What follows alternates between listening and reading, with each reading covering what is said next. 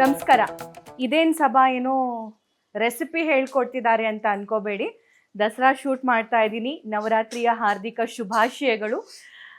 As you know, ನವರಾತ್ರಿನ ತುಂಬಾ unique ಆಗಿ ಮಾಡ್ತಾ ಇದ್ದೀವಿ. ಸೊ ಹಾಗಾಗಿ ಮನೆಯಂಗಳ ಅನ್ನುವಂತಹ ಮನೆಗೆ ನಾನು ಬಂದಿದ್ದೀನಿ. ಇಲ್ಲಿ ವೃದ್ಧ ಜೀವಗಳಿದಾವೆ, ಸುಂದರ ಮನಸ್ಸುಗಳಿದಾವೆ. ಇವರೆಲ್ಲರ ಜೊತೆ 5ನೇ ದಿನ ಸ್ಕಂದ ಮಾತೆಯನ್ನ ನಾವು ಪೂಜೆ ಮಾಡ್ತೀವಿ. ಪೂಜಾ ವಿಧಾನ ಹೇಗಿರುತ್ತೆ ಅನ್ನೋದನ್ನ ನಮ್ಮ ಗುರುಗಳು ನಿಮಗೆ ಮಾಹಿತಿ ಕೊಡ್ತಾರೆ. ಅದೇ ರೀತಿಯಾಗಿ ಇಲ್ಲಿ ಸುಮಾರು 25ಕ್ಕೂ ಹೆಚ್ಚು ತಾಯಂದಿರು ತುಂಬಾ ಉತ್ಸುಕರಾಗಿ ಕೂತಿದ್ದಾರೆ ಸ್ಕಂದ ಮಾತೆಯ ಪೂಜೆಯನ್ನ ನೋಡೋದಕ್ಕೆ, ಗಮನಿಸೋದಕ್ಕೆ. ಬನ್ನಿ ಹಾಗಾದ್ರೆ ಪೂಜಾ ವಿಧಾನವನ್ನ ಶುರು ಮಾಡೋಣ. ಅಂದ ಹಾಗೆ ನಾನಿರುವಂತಹ ಜಾಗ ವಯಾಲಿ ಕಾವಲ್ನಲ್ಲಿರುವಂತಹ ಮಲೇಶ್ವರಂನ ಮನೆಯಂಗಳ ಅನ್ನುವಂತಹ ಸುಂದರ ಮನೆ ಇದು. ಸುಮಾರು 20 ವರ್ಷಕ್ಕಿಂತ ಹೆಚ್ಚು ಇವರು ಮಾತೃಯರ ಸೇವೆ ಮಾಡ್ತಾ ಬರ್ತಿದ್ದಾರೆ. ಇವತ್ತು ಸ್ಕಂದ ಮಾತೆಯ ಸೇವೆ ಕೂಡ ಮಾಡ್ತಾರೆ. ಬನ್ನಿ. 5ನೇ ದಿನ ಸ್ಕಂದ ಮಾತೆಯನ್ನ ಪೂಜೆ ಮಾಡ್ತಾರೆ, ಆರಾಧಿಸ್ತಾರೆ. ಸ್ಕಂದ ಮಾತೆಯನ್ನ ಯಾವ ವಿಧಾನದಲ್ಲಿ ಪೂಜೆ ಮಾಡಬೇಕು ಅನ್ನೋದನ್ನ ಮುಂಚಿತವಾಗಿ ನಿಮಗೆ ತಿಳಿಸುವಂತಹ ಕೆಲಸ ನಾನು ಮತ್ತು ನಮ್ಮ ಗುರುಗಳು ಮಾಡ್ತಾ ಇದ್ದೀವಿ. ಸ್ಕಂದ ಮಾತೆ ಅಂತಂದ್ರೆ ಜಗತ್ತಿಗೆ ಆಕೆ ತಾಯಿ ಅಂತ. ಸಂತಾನ ಇಲ್ಲ, ಸಂತಾನ ಭಾಗ್ಯ ಇಲ್ಲ ಅಂತ ಹೇಳಿ ಸಾಕಷ್ಟು ಕಡೆ ಹೋಗಿ ವೈದ್ಯರ ಹತ್ರ ಬೇಡ್ಕೊಂಡ್ರು ತುಂಬಾ ಜನ ವೈದ್ಯರು ಕೈಚಲ್ಲಿ ಕೂತಾಗ ಸ್ಕಂದ ಮಾತೆ ಕೈ ಹಿಡಿತಾಳೆ ಅನ್ನುವಂತಹ ನಂಬಿಕೆ ಇದೆ. ಸೊ ಹಾಗಾಗಿ 5ನೇ ದಿನ ಸ್ಕಂದ ಮಾತೆಯನ್ನ ಆರಾಧಿಸಿದ್ರೆ, ಪೂಜೆ ಮಾಡಿದ್ರೆ, ಆ ದಿನ ವ್ರತಾಚರಣೆ ಮಾಡಿದ್ರೆ ಖಂಡಿತವಾಗಿಯೂ ಆಕೆ ಸಂತಾನ ಭಾಗ್ಯವನ್ನ ಪ್ರಾಪ್ತಿಸ್ತಾಳೆ ಅನ್ನೋದು ನಂಬಿಕೆ ಇದೆ. ಸೊ ನನ್ನ ಜೊತೆಗೆ ನಮ್ಮ ಗುರುಗಳು ಕೂಡ ಇದ್ದಾರೆ. ಖ್ಯಾತ ಜ್ಯೋತಿಷಿಗಳು, ಒಳ್ಳೆ ವಾಗ್ಮಿ, ಪ್ರೊಫೆಸರ್, ಅದೇ ರೀತಿಯಾಗಿ ತಾಳೆಗರಿ ತಜ್ಞ. ಗುರುಗಳೇ ನಮಸ್ಕಾರ. ನವರಾತ್ರಿಯ ಶುಭಾಶಯಗಳು ನಿಮ್ಗೆ. ನಮಗೂ ಕೂಡ ನವರಾತ್ರಿ ಶುಭಾಶಯಗಳು. ಇಲ್ಲಿರ್ತಕ್ಕಂತಹ ಎಲ್ಲ ಮಾತೆಯರಿಗೆ, ಈ ಒಂದು ಸಂಸ್ಥೆಯ ಎಲ್ಲ ಕಾರ್ಯಕರ್ತರಿಗೆ ನವರಾತ್ರಿಯ ಶುಭಾಶಯಗಳು.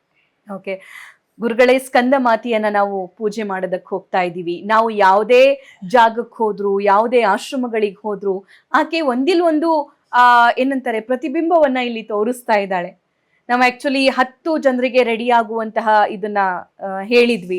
ಆದ್ರೆ ಇಲ್ಲಿ 5 ಜನ ಮಾತೆಯರು ಹಸಿರು ಬಣ್ಣದ ಸೀರೆಯನ್ನ ಉಟ್ಟು ಪೂಜೆಯಲ್ಲಿ ಭಾಗಿಯಾಗ್ತಿದ್ದಾರೆ.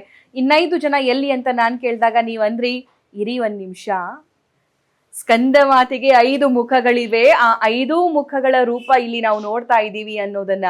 ಸೊ ಎಲ್ಲಿ ಹೋದ್ರೂ ಕೂಡ ಇಂಥದ್ದೊಂದು ನಮ್ಗೆ ಸೂಚನೆ ಸಿಗ್ತಾ ಇದೆ. ಮೊದಲಿಗೆ ಇದ್ರ ಬಗ್ಗೆ ಏನ್ ಹೇಳ್ತೀರಿ? ಖಂಡಿತವಾಗಿ. ಏನು ಅಂತಂದ್ರೆ, ನಾನು ಈ ಹಿಂದೆ 4 ದಿನ ಪೂಜೆಯ ಆಚರಣೆ ಆಯ್ತಲ್ಲ, ಆಗ ಒಂದೊಂದು ದಿವಸಕ್ಕೂ ಕೂಡ ಆಯಾ ವಿಚಾರಗಳನ್ನು ಹೇಳ್ತಾ ಬಂದ ಹಾಗೆ ಇವತ್ತು ಮುಖ್ಯವಾಗಿ ಗಮನಿಸ್ಕೊಳ್ಬೇಕಾದ್ದು ಈ ನವರಾತ್ರಿಯಲ್ಲಿ 5ನೇ ದಿವಸವಾದಂತಹ ಸ್ಕಂದಮಾತಾ ಆರಾಧನೆ.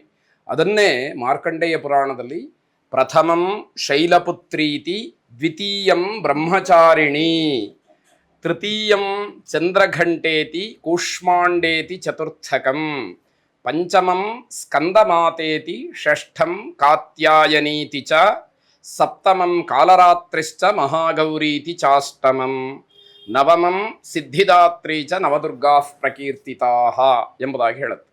ಅಂದರೆ ಪಂಚಮಂ ಸ್ಕಂದಮಾತೇತಿ ಅಂತಕ್ಕಂಥದ್ದು ಮಾರ್ಕಂಡೇಯ ಪುರಾಣದ ಆಧಾರ. ನಾವು ದುರ್ಗಾರಾಧನೆಯನ್ನು ನವರಾತ್ರಿಯ ಸಮಯದಲ್ಲಿ ಮಾಡುವಾಗ 5ನೇ ದಿನ ಆ ದುರ್ಗಾ ಪರಮೇಶ್ವರಿ ಸಾಕ್ಷಾತ್ ಸ್ಕಂದಮಾತೆಯಾಗಿ ವಿಜೃಂಭಿಸ್ತಾಳೆ. ಆಕೆ ಅನುಗ್ರಹವನ್ನು ಮಾಡೋದಕ್ಕೆ ಸಿದ್ಧಳಾಗಿ ಆಸೀನಳಾಗಿದ್ದಾಳೆ ಅಂತಕ್ಕಂಥದ್ದು. ಈ ಸ್ಕಂದಮಾತೆಯ ವಿಚಾರವನ್ನು ನಾವು ಗಮನಿಸ್ತಾ ಹೋದಾಗ ಆಕೆಯ ವರ್ಣ, ರೂಪ, ಆಕೆಗೆ ಇರತಕ್ಕಂತಹ ಒಂದು ಶಕ್ತಿ, ಯಾವ ಉದ್ದೇಶದಿಂದ ಆಕೆಯ ಅವತಾರ ಆಯಿತು, ಇವೆಲ್ಲವನ್ನ ನೋಡ್ತಾ ಹೋದಾಗ ಅತಿ ಮುಖ್ಯವಾಗಿ ಗಮನಿಸಬೇಕಾದಂಥದ್ದು ಪಂಚಮುಖಿ ಅಂತಕ್ಕಂತಹ ಹೆಸರು. 5 ಮುಖಗಳನ್ನ ಹೊಂದಿರತಕ್ಕಂತಹ ಆ ದುರ್ಗಾಮಾತೆಯ ಸ್ವರೂಪ ಸ್ಕಂದಮಾತೆ. ವಿಶೇಷ ಅಂತಂದ್ರೆ ಆಕೆಯ ಮಗನಿಗೆ 6 ಮುಖಗಳು, ಷಣ್ಮುಖ, ಸುಬ್ರಹ್ಮಣ್ಯ, ಮುರುಘ. ಹಾಗಾಗಿ ಇದು ಪುರಾಣದಲ್ಲಿ ಸಿಗ್ತಕ್ಕಂತಹ ವೈಶಿಷ್ಟ್ಯವಾದಂಥದ್ದು. ಆಕೆಯ ಬಣ್ಣ ಹಸಿರು ಬಣ್ಣ, ಆಕೆಯ ವಸ್ತ್ರ ಹಸಿರು ವಸ್ತ್ರ. ಇದು ಎಲ್ಲೆಲ್ಲೂ ಪ್ರಕೃತಿಯನ್ನ ವಿಶೇಷವಾಗಿ ಸೂಚಿಸ್ತಕ್ಕಂತಹ ಬಣ್ಣ. ಪ್ರಕೃತಿ ಅಂದ ತಕ್ಷಣ ನಾವು ಸಾಮಾನ್ಯವಾಗಿ ಜ್ಞಾಪಿಸ್ಕೊಳ್ಳುವಂತಹದ್ದು ಹಚ್ಚ ಹಸಿರಾಗಿರ್ತಕ್ಕಂತಹ ಜಾಗ ಅಂತ ಹೇಳಿ. ಆ ಒಂದು ಸಂಕೇತವನ್ನು ಹೇಳ್ತಕ್ಕಂಥದ್ದು. ಮಕ್ಕಳ ವಿಚಾರ ಆಗಲೇ ಬಹಳ ವಿವರವಾಗಿ ಅದರ ಬಗ್ಗೆ ತುಂಬ ಮಾರ್ಮಿಕವಾಗಿ ನೀವು ಹೇಳಿದ್ರಿ. ಮಕ್ಕಳು ಯಾರಿಗೆ ಇರುವುದಿಲ್ಲ ಅಂಥವರಿಗೆ ಸಂತಾನ ಪ್ರಾಪ್ತಿಯನ್ನು ಮಾಡ್ತಕ್ಕಂತಹದ್ದು ಈ ದೇವಿಯ ವೈಶಿಷ್ಟ್ಯ ಅಂತ ಹೇಳಿದ್ರಿ. ಅಷ್ಟು ಮಾತ್ರ ಅಲ್ಲ, ಇನ್ನೂ ಒಂದು ಅಂಶ ಏನಿದೆ ಅಂತಂದ್ರೆ, ಇರುವಂತಹ ಮಕ್ಕಳು ಯೋಗ್ಯರಾಗಿರ್ಲಿ ಅಂತ ಹೇಳಿ ಕೇಳುವಂತಹದ್ದು ಬಹಳ ಮುಖ್ಯವಾದಂತಹದ್ದು. ಮಕ್ಕಳಿದ್ದ ಮಾತ್ರಕ್ಕೆ ಆಗ್ಲಿಲ್ಲ, ಅವರಿಗೆ ಆ ಮಾತೃತ್ವ ಅಥವಾ ಆ ಪಿತೃತ್ವ ಅನ್ನುವಂತಹದ್ದು ಅವರ ಜೀವಿತಾವಧಿಯಲ್ಲಿ ಸಂತೋಷವನ್ನ ಕೊಡಬೇಕು ಅಂತಂದ್ರೆ ಮಕ್ಕಳು ಆ ಸಂತೋಷವನ್ನ ನೀಡಬೇಕು. ಶಾಸ್ತ್ರ ಅದನ್ನೇ ಹೇಳುತ್ತೆ, ಯಫ್ ಪ್ರೀಣಯೇತ್ ಸುಚರಿತೈ ಪಿತರಂ ಸಪುತ್ರ. ತನ್ನ ತಂದೆ ತಾಯಿಗಳನ್ನ ಯಾವ ಮಕ್ಕಳು ಸಂತೋಷವಾಗಿಟ್ಟುಕೊಂಡು ಅವ್ರು ಹೇಳಿದ್ದನ್ನ ಕೇಳ್ತಾರೋ ಅವರು ನಿಜವಾದಂತಹ ಮಕ್ಕಳು ಅಂತ. ಅಂತಹ ಮಕ್ಕಳಿಗೆ ಆಶ್ರಯವನ್ನ ಕೊಡ್ತಕ್ಕಂಥದ್ದು, ಇರುವಂತಹ ಮಕ್ಕಳಿಗೆ ಸದ್ಬುದ್ಧಿಯನ್ನ ಕೊಡ್ತಕ್ಕಂಥದ್ದು ಆ ಸ್ಕಂದ ಮಾತೆಯ ವೈಶಿಷ್ಟ್ಯ ಅಂತ ಹೇಳಿ ನಾವು ನವರಾತ್ರಿಯ ಸಂದರ್ಭದಲ್ಲಿ ಪೂಜ್ಯ ಭಾವನೆಯಿಂದ ಸ್ಮರಿಸಬೇಕಾದಂತ. ಸೊ ಅದೇ ರೀತಿಯಾಗಿ ಸ್ಕಂದ ಮಾತೆಯನ್ನ ಹೇಗೆ ಆರಾಧಿಸ್ಬೇಕು, ಯಾಕೆ ಆರಾಧಿಸ್ಬೇಕು ಅನ್ನೋದನ್ನ ಹೇಳಿದ್ರಿ, ಹೇಗೆ ಆರಾಧಿಸ್ಬೇಕು? ಸ್ಕಂದ ಮಾತೆಯನ್ನ ಈ ನವರಾತ್ರಿಯ ಸಂದರ್ಭದಲ್ಲಿ ಮೊದಲು ನಮಗೆ ಈ ಪೂಜೆ ಮಾಡುವಂತಹ ಸಂದರ್ಭದಲ್ಲಿ ಏನು ವಿಘ್ನಗಳು ಬರಬಾರದು ಅನ್ನುವಂತಹ ಉದ್ದೇಶದಿಂದ ಮಹಾಗಣಪತಿಯನ್ನ ಮೊದಲು ಪೂಜೆ ಮಾಡಬೇಕು, ಪ್ರಾರ್ಥನೆ ಮಾಡಬೇಕಾದ್ದು.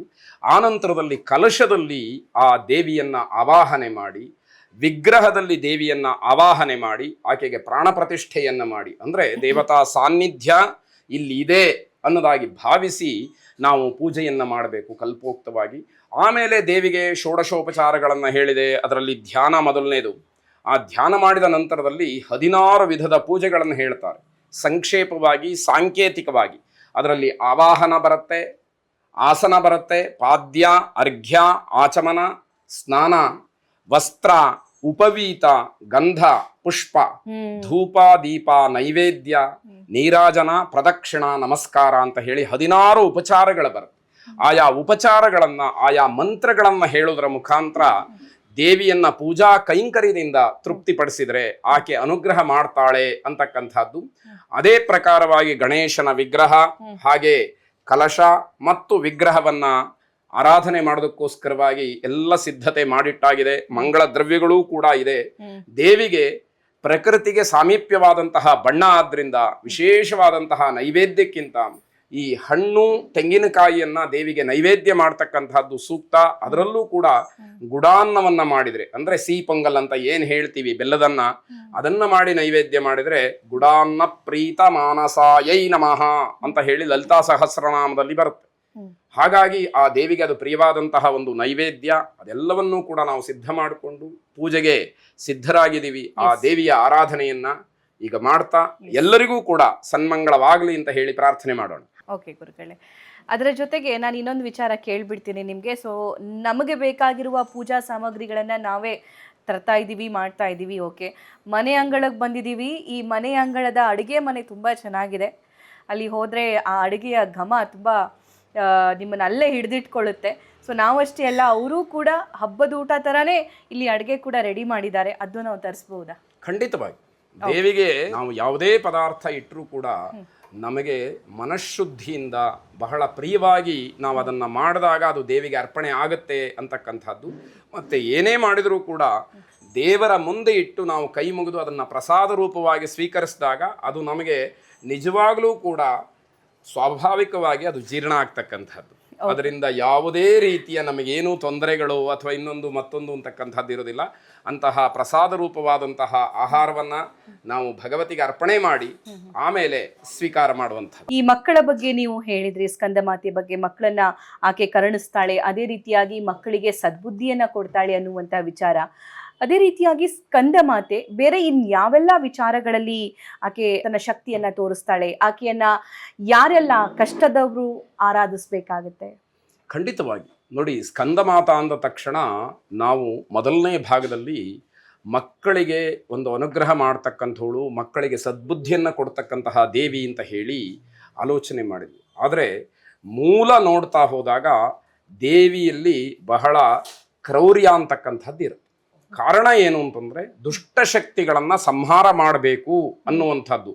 ಆಕೆಯ ಶಾಂತ ಸ್ವರೂಪ ನಮಗೆ ಯಾವಾಗ ಗೊತ್ತಾಗತ್ತೆ ಅಂತಂದ್ರೆ, ಸುಬ್ರಹ್ಮಣ್ಯ ಸ್ವಾಮಿ ತಾರಕಾಸುರ ಎಂಬತಕ್ಕಂತಹ ಒಬ್ಬ ರಾಕ್ಷಸನ್ನ ಕೊಂದ ಮೇಲೆ ಆಕೆ ಶಾಂತಳಾಗ್ತಾಳೆ. ಅಲ್ಲಿವರೆಗೂ ಕೂಡ ಉಗ್ರ ಸ್ವರೂಪವಾಗಿ ಆಕೆಯ ಒಂದು ವೈಶಿಷ್ಟ್ಯ ನಮಗೆ ಪುರಾಣದಲ್ಲಿ ಸಿಕ್ಕುವಂಥದ್ದು. ಆ ರೀತಿ ದುಷ್ಟ ಸಂಹಾರಕ್ಕೆ ದುರ್ಗಾದೇವಿಯ ಪ್ರತಿಯೊಂದು ಅವತಾರಗಳು ಕೂಡ ಇರತಕ್ಕಂಥದ್ದು. ಆದರೆ ಕೆಲವು ಅವತಾರಗಳಲ್ಲಿ ಆಕೆ ಬಹಳ ಸೌಮ್ಯವಾಗಿ ತಾನು ಎಲ್ಲಿಂದ ಏನು ಮಾಡಬೇಕೋ ಆ ಕಾರ್ಯಗಳನ್ನ ಜಗತ್ತಿನಲ್ಲಿ ಮಾಡ್ತಾ ಹೋಗ್ತಾಳೆ. ಅದು ಆಕೆಯ ಒಂದು ಬಹಳ ವೈಶಿಷ್ಟ್ಯವಾದಂತಹ ಗುಣ. ನೋಡುವುದಕ್ಕೆ ಸೌಮ್ಯ ಸ್ವರೂಪ ಮಾತೃತ್ವ ಭಾವದಲ್ಲಿ ಇದ್ರೂ ಕೂಡ ದುಷ್ಟರ ಪಾಲಿಗೆ ಆಕೆ ಬಹಳ ದೊಡ್ಡ ಮಟ್ಟದಲ್ಲಿ ಹೋರಾಟವನ್ನು ಮಾಡ್ತಕ್ಕಂತಹ ದೇವಿ. Very nice.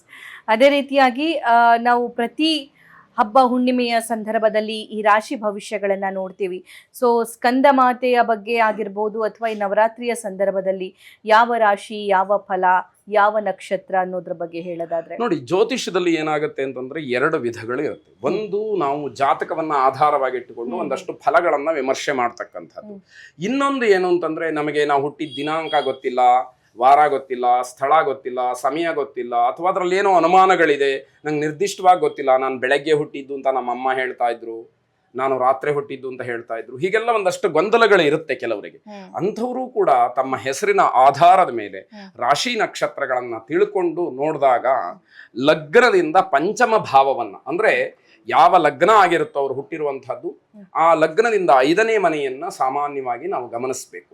ಅಲ್ಲಿ ಯಾವುದಾದ್ರೂ ರಾಹು, ಕೇತು, ಶನಿ, ಸೂರ್ಯ, ಕುಜ ಈ ರೀತಿ ಪಾಪಗ್ರಹಗಳ ಒಂದು ಸಮ್ಮಿಲನ ಆಗಿದ್ರೆ ಅಥವಾ ಅವರಲ್ಲಿ ಉಪಸ್ಥಿತರಿದ್ರೆ ಅದರಿಂದ ಏನಾಗುತ್ತೆ ಅಂತಂದ್ರೆ ಕುಟುಂಬದಲ್ಲಿ ಸಂತಾನಕ್ಕೆ ತೊಂದರೆ ಆಗ್ತಕ್ಕಂಥದ್ದಾಗುತ್ತೆ. ಆ ಪಂಚಮ ಭಾವದಲ್ಲಿರ್ತಕ್ಕಂತಹ ದೋಷ ನಿವಾರಣೆಗೆ ವಿಶೇಷವಾಗಿ ಸ್ಕಂದ ಮಾತೆಯನ್ನ ಆರಾಧನೆ ಮಾಡಬೇಕು. ಆ ಪಂಚಮ ಭಾವ ಶುದ್ಧಿ ಆದ್ರೆ ಇಡೀ ಕುಟುಂಬಕ್ಕೆ ಇರ್ತಕ್ಕಂತಹ ಸಂತಾನ ನಾಶಕ ದುಃಖವಾಗ್ಲಿ ಅಥವಾ ಸಂತಾನ ಹರಣ ದುಃಖವಾಗ್ಲಿ ಅಥವಾ ಸಂತಾನಕ್ಕೆ ಪ್ರತಿಬಂಧಕವಾದಂತಹ ದೋಷವಾಗ್ಲಿ ಎಲ್ಲವೂ ಕೂಡ ನಿವಾರಣೆ ಆಗತ್ತೆ ಅನ್ನುವಂಥದ್ದು ಇಲ್ಲಿ ಗಮನಿಸಬೇಕಾದಂತಹ ಅಂಶ. ಹಾ ಗುರುಗಳೇ, ನಾವು ಪೂಜೆ ಆರಂಭ ಮಾಡುವ. பெத்தம்மே எத்துண்ணம் குலத்தில் பிறந்து நீ குத்தேவல் எங்களை கொள்ளாமல் போகாது இத்தை பறைதழ்வான் அன்றஹான் கோவிந்தா எத்தைக்கும் ஏஷேஷு பிறவைக்கும் தன்னோடு உத்தோம் உனக்கே மாவாழ் செய்வோம். ஆனீதம் தோயமுத்தமம் ஸ்நானாயதே மகாதேவி பிரீதோ பவ சிவாத்மஜே ಶುದ್ಧೋದಕ ಸ್ನಾನಂ ಸಮರ್ಪಯಾಮಿ.